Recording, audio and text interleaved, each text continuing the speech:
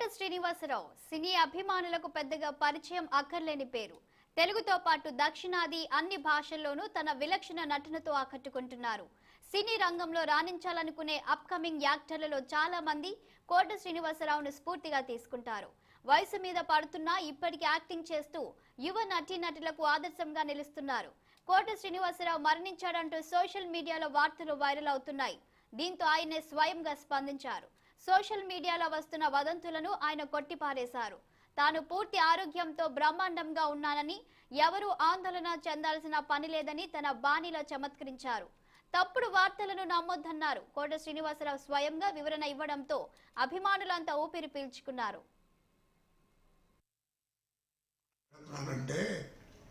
ఎవరో social media దాంట్లో వేసేట నేను పోయానని, కోట శ్రీనివాసరావు దుర్మారణం అని అలాంటి వార్తలు నాకు తెలియదు. పొద్దున్నే తెల్లారితే పండగ ఏంట్రా ఏం చేయాలి రేపు అని ఇంట్లో ఏదో మాట్లాడుకుంటే పొద్దున్న 7:30 నుంచి ఇప్పటికి కనీసం నేను మాట్లాడాను ఒక 50 ఫోన్లు.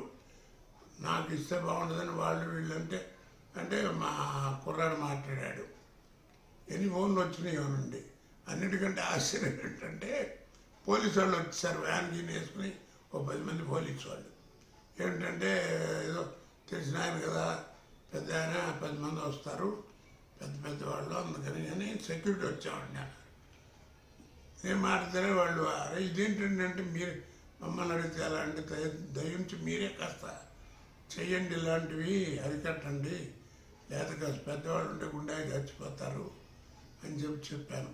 కాబట్టి ఇలాంటి వార్తలు మీరు నమ్మద్దని మనవి చేసుకుంటూ మీరు కూడా పబ్లిక్ ప్రజలు కాస్త గట్టిగా ఇలాంటి వాటిని రియాక్షను కాస్త ఎవరైనా తెలియపరిస్తే వాళ్ళకి కాస్త బుద్ధి వస్తుంది.